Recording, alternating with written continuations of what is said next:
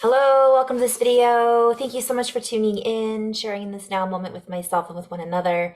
If you haven't seen these videos before, welcome back. If you have, my intention is unity and oneness and the highest levels of love light. I just wanted to go into a little energy update for the week of February 4th, just to tune in and see what the guides have to share, or whatever else wants to come through as I channel and just kind of connecting with my higher self, my higher guidance team. Um, whew. All right.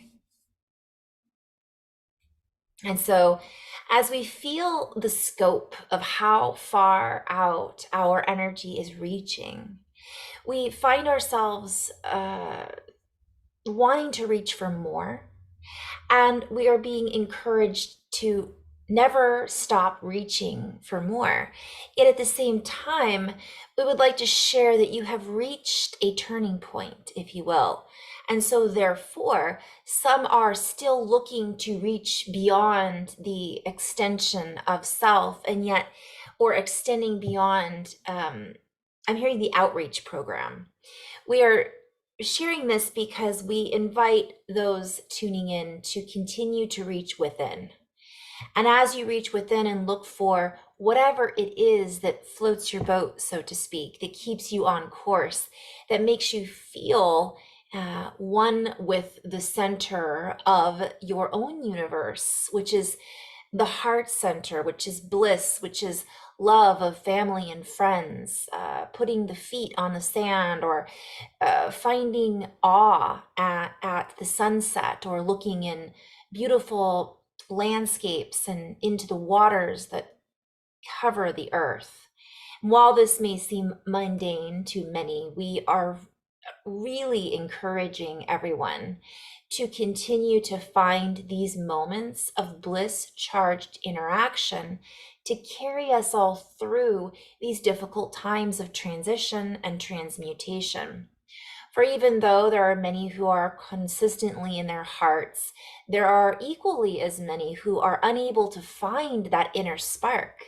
There are many of those who feel lost in the dark and are stuck in anticipation of the dark consuming them, being consumed by the idea that there is a hopeless or lost cause, one might say, that we are in a period of the dark ages. Yet this could not be farther from the truth. For there are so many beautiful things that are happening on earth right now. And while all of the scales seem as if they are turned against humanity, one might say, I'm being shown like out of balance, like it's heavy. There's a lot of information that's being shared that is negative, and it feels overwhelming for a lot of people at this time. And I'm being shown there's a lot of health crises, and there's a lot of people who are unable to find their heads above water right now because they feel as if they are being pushed down or held back. Yet we would venture to continue to remind everybody that it is our ability to respond to these feelings and emotions that is what breaks the tide, one might say, that is what turns the tide. That is exactly what we are looking towards and looking for, that which is already inside of us. And so we would invite everyone to turn towards the light within, to feel the heart-centered frequency within that allows us to contradict the contradictions, that allows us to counter the wave of negativity that many are feeling currently.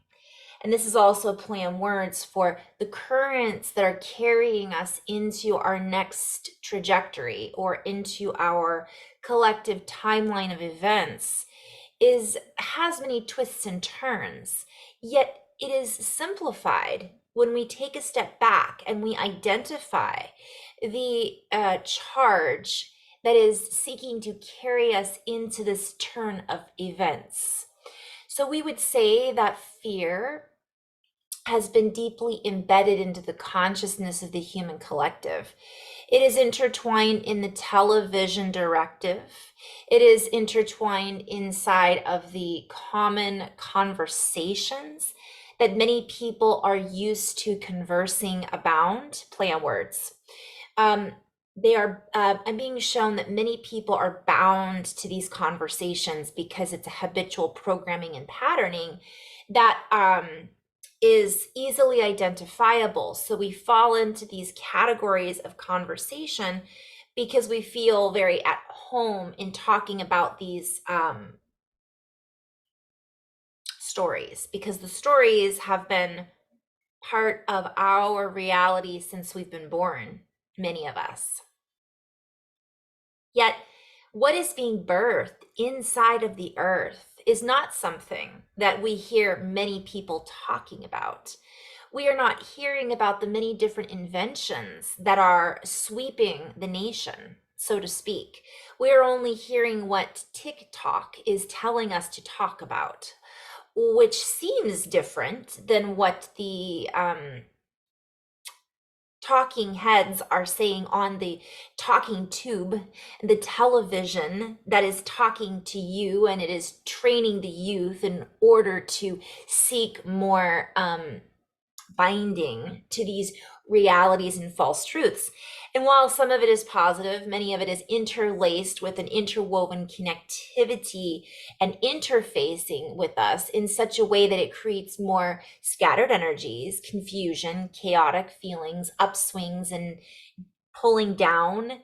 And so this is all done at a very small scale, it seems. Yet it is being done in the masses. Therefore, it is being felt in the masses. It is a currency that many people have yet to realize they are playing with.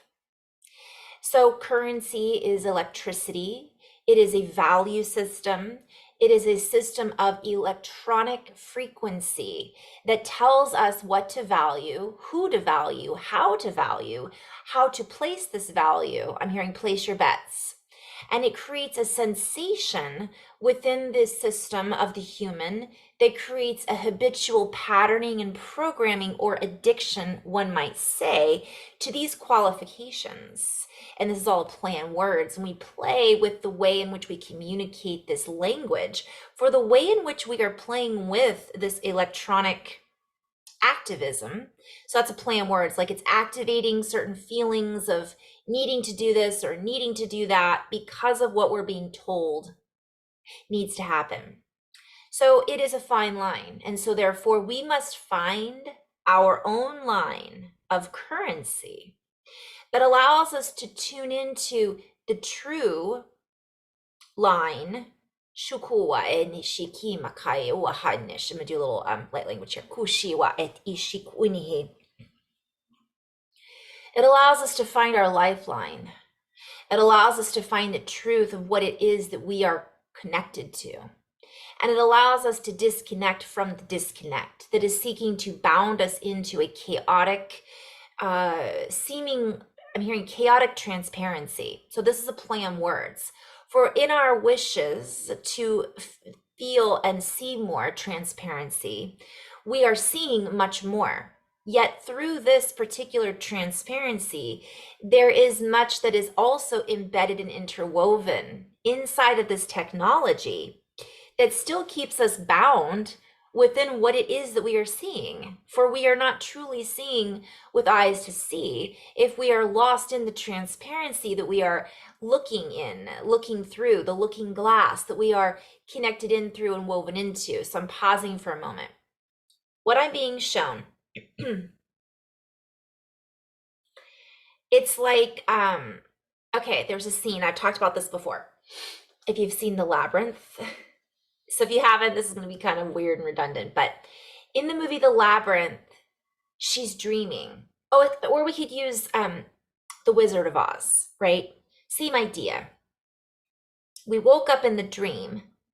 We're seeing what's really going on, yet we don't realize that we're still being fed more of the dream. So we think, have you ever done that? Woken up in your dream and then you wake up again in your dream? I've done that a few times. It's really, really wild. But that's kind of what I'm being shown right now. Like in Labyrinth, the girl, I can't remember her name right now, but she wakes up and she thinks she's awake in her bedroom. She's got all of her trinkets and all of her toys, and she's like, "Oh, what I was just going through was just a nightmare." And then all of a sudden, there's another puppet that's in there that's trying to get her to pay attention to these trinkets so that she stays there. And all of a sudden, she realizes, wait, this isn't my room. This is a copycat of my room. And actually, I'm still inside of the dream. And that's kind of the message that my guides are kind of showing me. So when we're tuning into the mainstream dream, the television, the radio, all of it, there are those who are chipping away at that and are telling us the truth. And that's the transparency that many of us have been we're looking through it. We can see it. Yet it's still somehow keeping us trapped inside of what we think is reality. We think, oh, this is real. Oh, wow, we're really seeing it. But if we're not taking the time to actually go inside and to tune into tune into our own truth, we're still bound inside of that. It's almost like being inside of a window, like a glass half full, glass half empty. We're still inside the glass until we realize we are the glass. We are the water. We are half full, we are half empty, we are complete with all of it. So it's kind of a strange time right now, is what I'm being shown for a lot of people, because it's almost like there's this stage of awareness that comes over us as we wake up out of this dream that we have been told we are, that we have been raised inside of. It's like the Truman Show, the Truman Story, the Truman Show. If you haven't seen that movie, I highly encourage you to watch it. So even when it's like, okay, that's a good description is what I'm hearing. So when he comes out and realizes that's where he is, and there's so much more, and this is reality, and he realizes, oh no, this is reality, and I've been living on this show thinking this was my reality that was controlled by outside forces. But that's still just another layer of reality, because we're not even getting into the multidimensionality and how everything is connected in the quantum and the fractal and the fractality and how it's electrical and plasma. So there's all kinds of layers, and we're constantly shifting and growing and morphing into more, into expanding more. But we're searching for all of that, yet we're not taking the time necessarily, not you watching this video, but as a collective or as humanity, to go within and find what really makes us happy. What is it that we want to create? How is it that we choose to see the world? How do we want to communicate? And I guess transparency is a word that's coming up, because that even, we've seen how a lot of this words that we've used in the spiritual community have been hijacked and used to kind of encapsulate and define a meaning that isn't the real meaning. If we say we're awake or we're woke to certain things, that doesn't have the same juice as feeling complete and whole in unity and oneness. That's only one layer of the dream. And when we awaken to something, we're still seeing whatever it is that we're looking at through the perspective that we're able to hold based on our past, present experiences, based on how we're interpreting our environment. So if I'm 10 years old, I'm going to interpret my environment as I awaken into this version of myself much differently than I'm going to interpret my environment at 30 years old, or whatever age we want to use as an example. So this is what I'm being shown is kind of happening to us as humanity. Like we think this is it. Wow, we've now had all this information shared with us, but there's so much more. And the idea is to continue to grow and expand and reach towards those bigger ahas, but we can't get there until we get in here first. So, because as we open here, then we see those bigger ahas from a completely different perspective. And what I'm hearing is a completely different angle. So then we angle with that, and that creates a geometric configuration that locks us temporarily into another version of our reality. And then we have experiences based on that angle, based on that geometric equivalency, relevancy, ability to see in that, from that perspective. Does that make sense? So that's kind of what I'm being shown. So I'm going to end on this note and kind of go into a little bit more about what's happening energetically.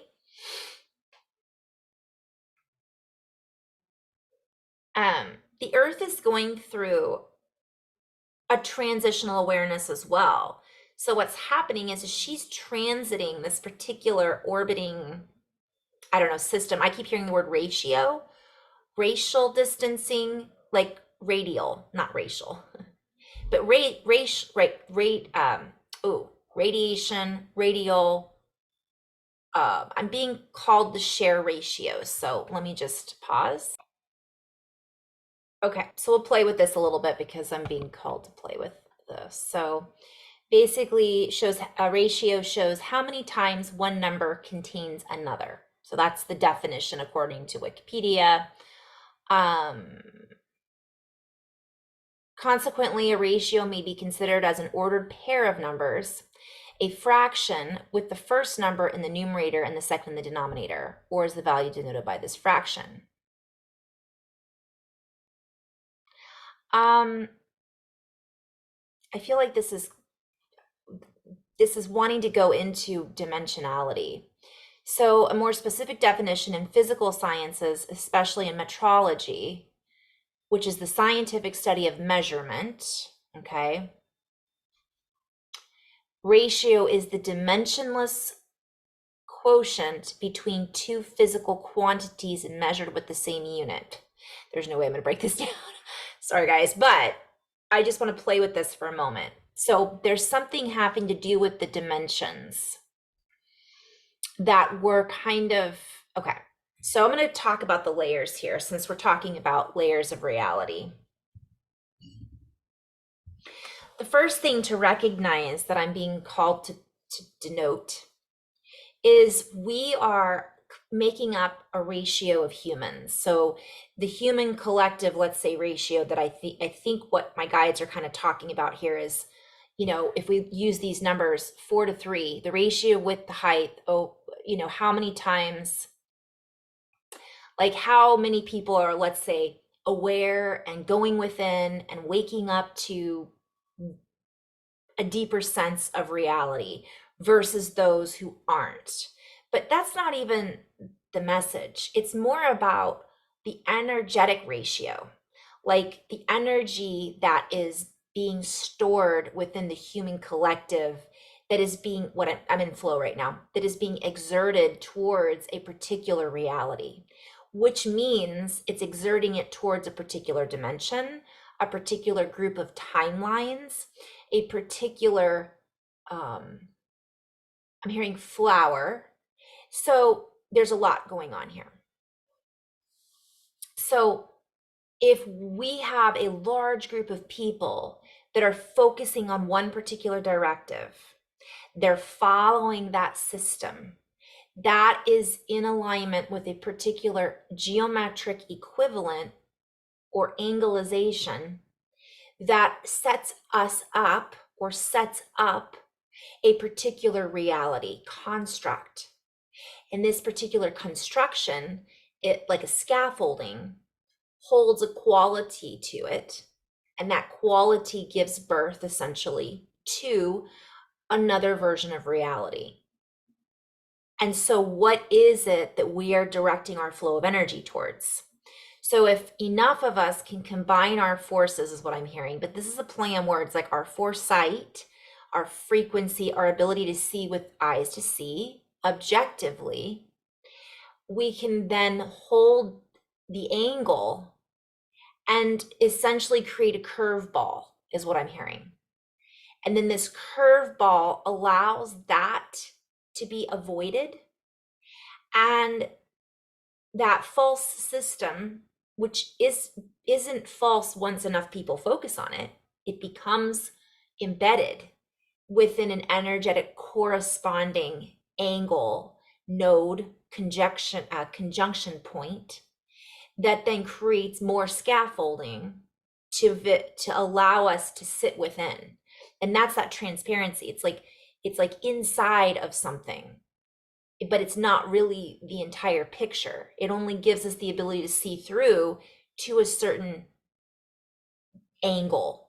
What I'm being shown is like a prism. Here, it's a play on words, prism. You can see through it depending on how far the light reaches. So we think that the light, we're able to see all the way through it, but really it's blocking a portion of our ability to fully see and integrate and create. So it's a kind of like a false matrix, trying to hold on to as many, not people, but as much energetic influence as it can. It being this energetic, old paradigm that is seeking to still distort our view about reality, because then that allows this old reality to continue to play out for as long as possible. Okay, so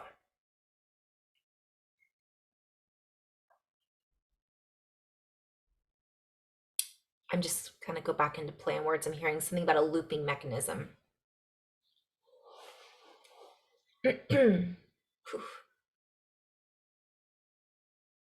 This creates a looping mechanism, and the looping mechanism keeps us from maximizing our potential.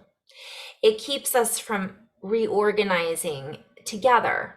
It keeps us separated in chaos. I'm seeing like everybody has that transparency around them, but it's like plastic. That's the clarity that it offers. So it's only one layer of transparency. I'm hearing transparent, focused agenda. So this is a play on words.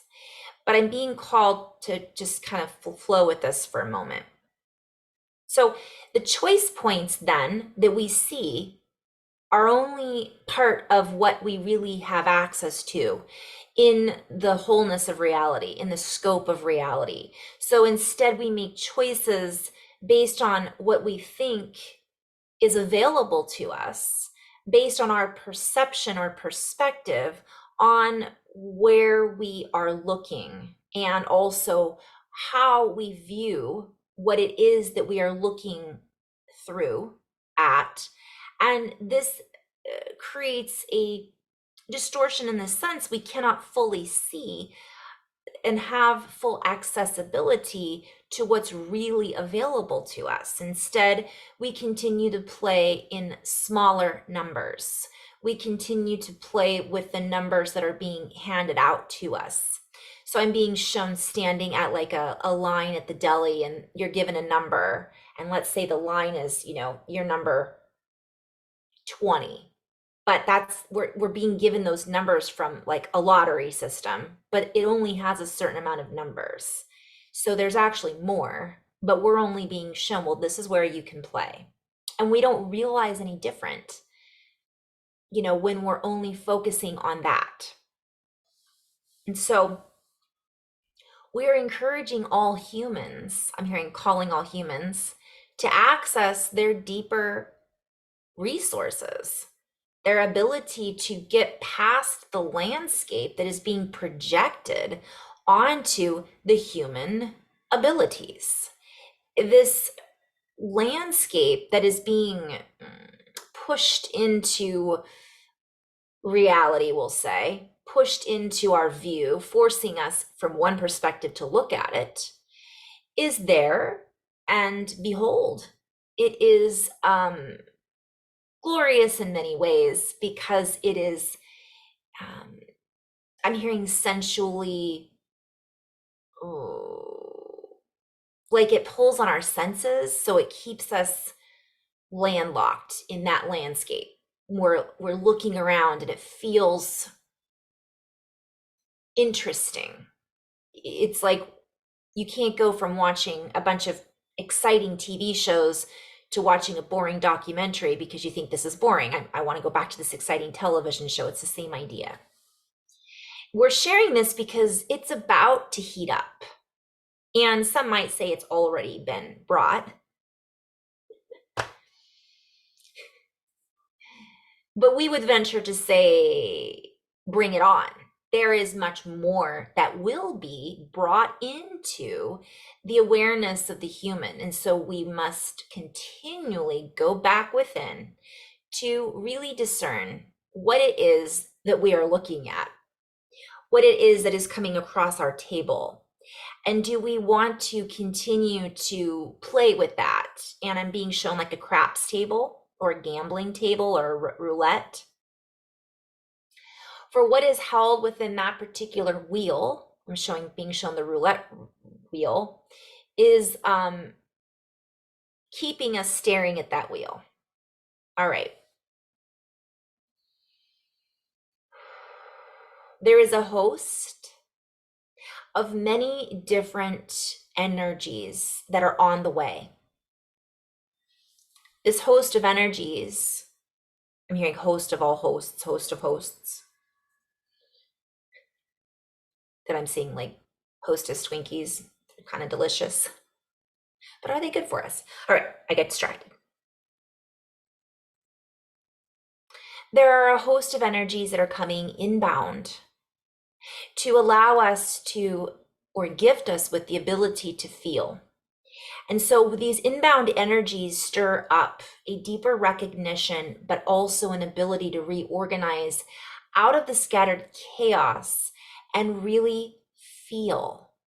This has been an ongoing message because there are many people who have lost their access to feelings.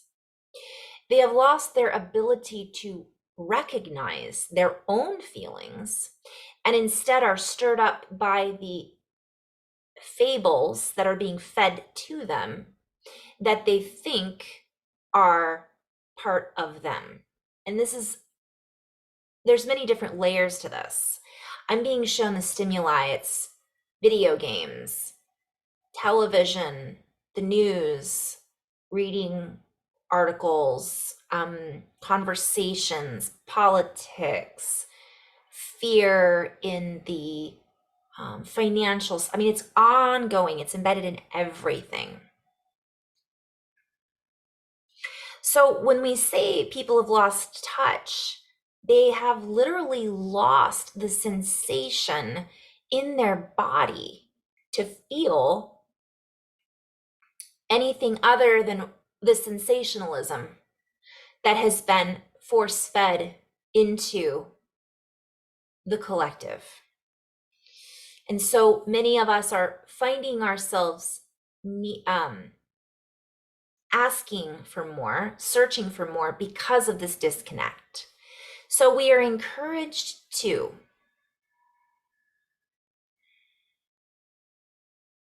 I'm seeing a lot of different things that we could do to transform this. But transform we must. For the less we choose, okay, this is a play on words, like, again, that reality is giving us choices. So the less we have to choose from, that means the less choices we make because we don't know what's available to us. The deeper we get into this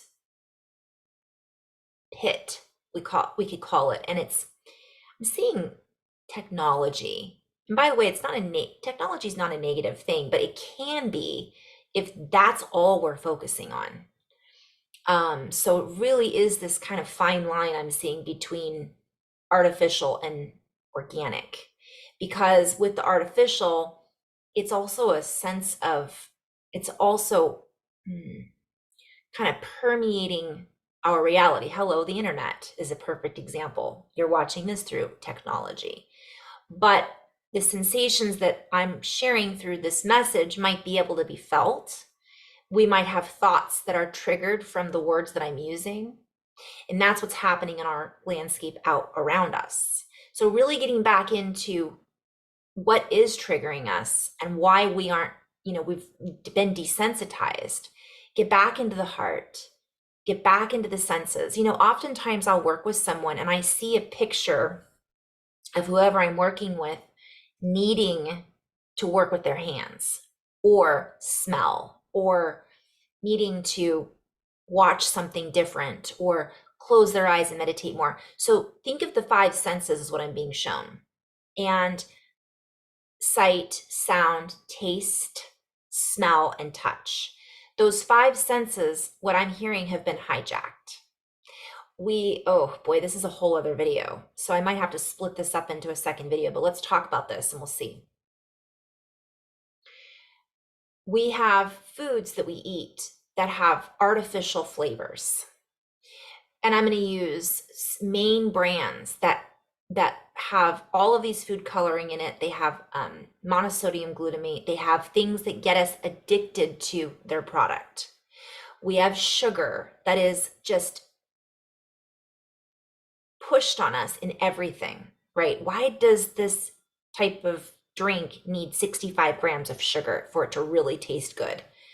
Well, it's addiction. Why do we need this particular flavor? Because we want more. And then that's consumerism, and that's that's our currency. We give value to that because we desire more of it. See where I'm going with this? And this is where we continue to feed back into that reality of false flavors and everything else. And I like things that are artificial flavor too.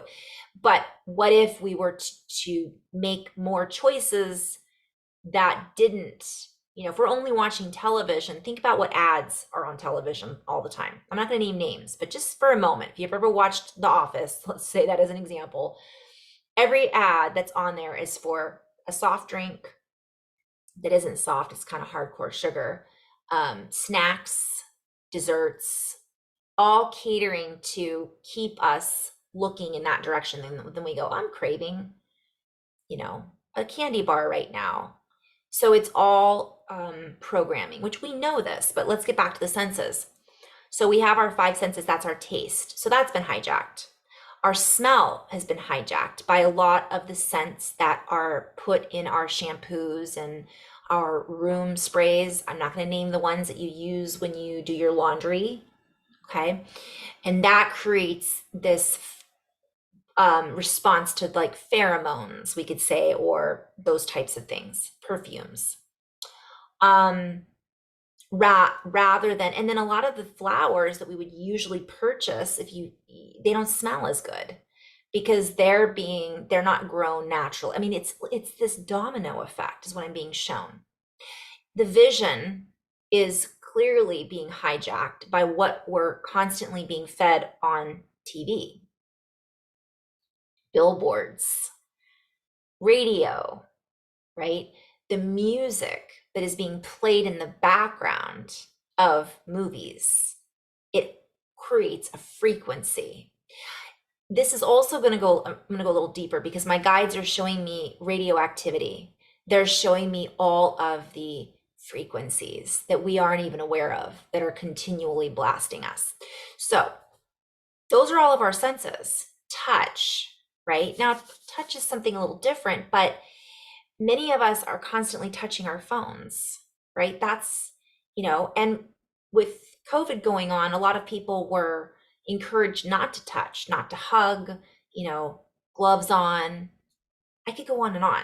So we're being called to ask ourselves, where have our senses been hijacked and where are we being programmed? And as we start to realize this and see this, we start to break out of this film that we think we're able to see through, but it's actually creating a barrier.